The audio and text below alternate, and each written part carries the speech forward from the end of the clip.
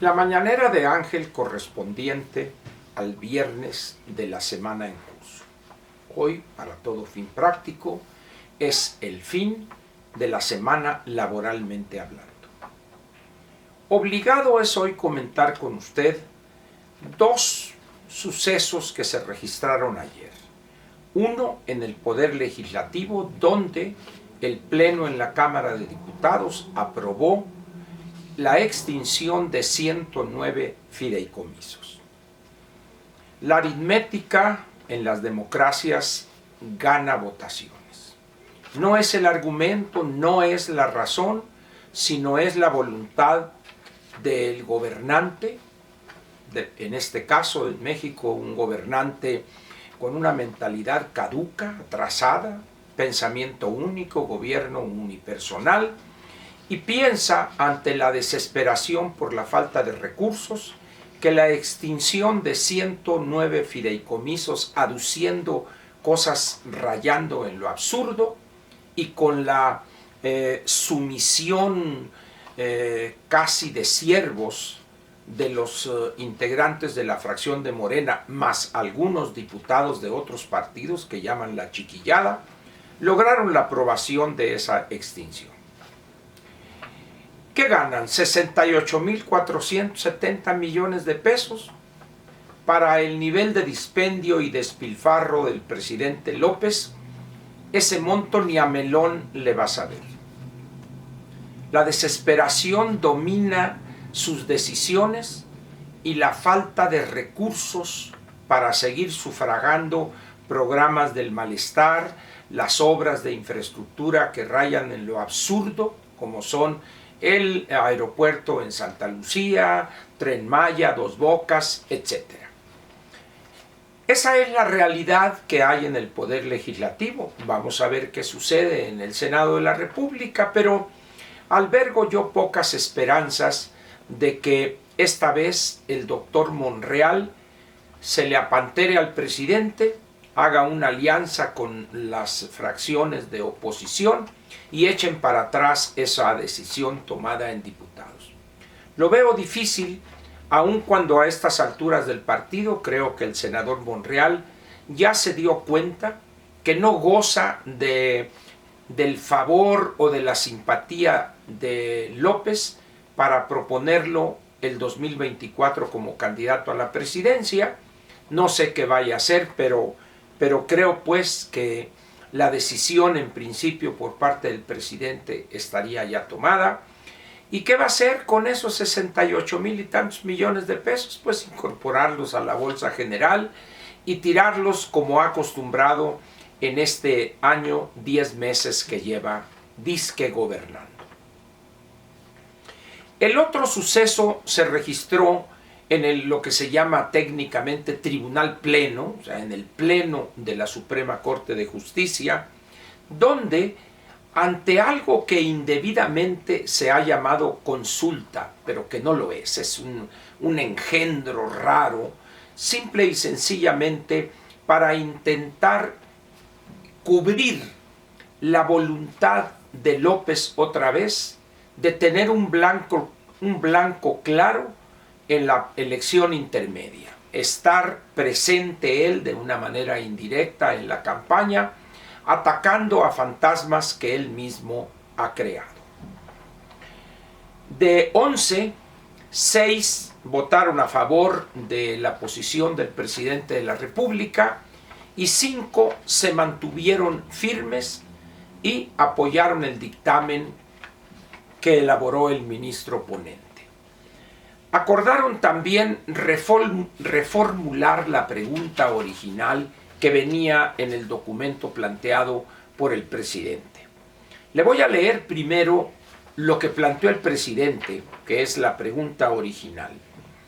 ¿Está de acuerdo o no con que las autoridades competentes, con apego a las leyes y procedimientos aplicables, investiguen y en su caso sancionen la presunta comisión de delitos por parte de los expresidentes Carlos Salinas de Gortari, Ernesto Zedillo Ponce de León, Vicente Fox Quesada, Felipe Calderón Hinojosa y Enrique Peña Nieto, antes, durante y después de sus respectivas gestiones? El absurdo es obvio. La justicia no es una cuestión de popularidad, de que diga, a ver, sí, todos. No.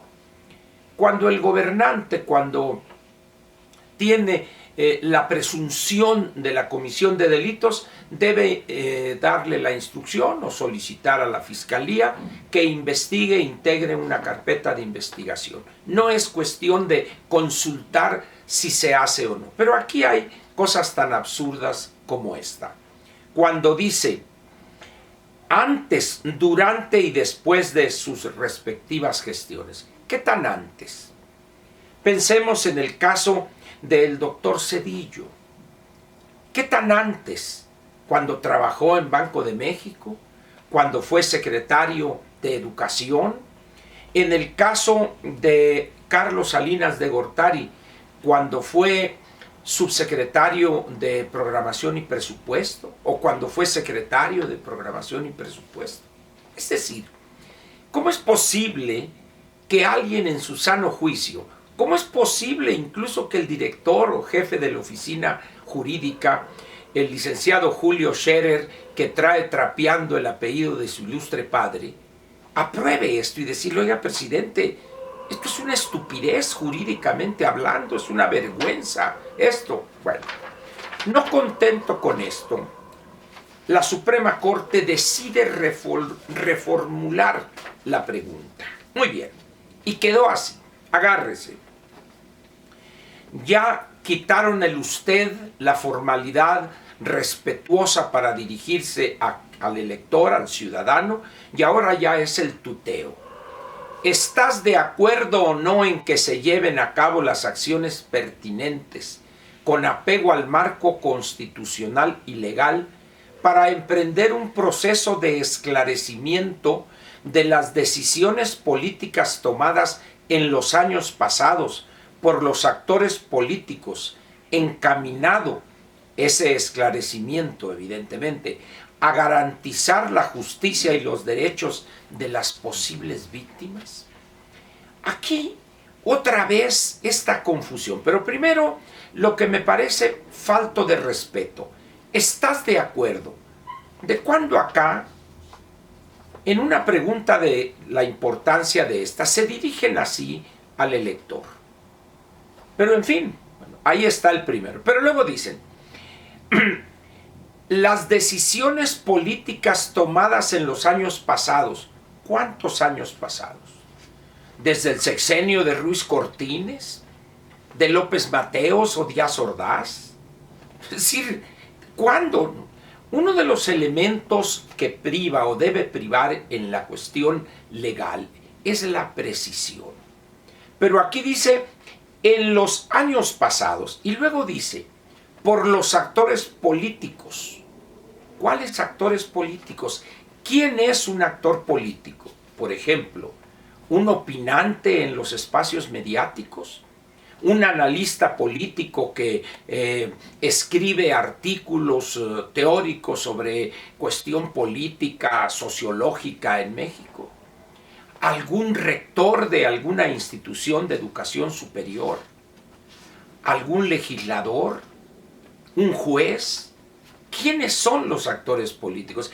Pues este texto, que raya en lo absurdo entre lo absurdo, es el que aprobó la Suprema Corte de Justicia ayer. Ahora bien, ¿importan estas faltas de precisión? No, hombre. El objetivo del presidente no es, sabe que no puede llevar a la cárcel ni hacer nada de esto, pero le interesa, según él, exhibir a los gobernantes anteriores, a estos 5 mencionados, para estar presente de manera indirecta en la boleta. No más que hay un pequeño problema.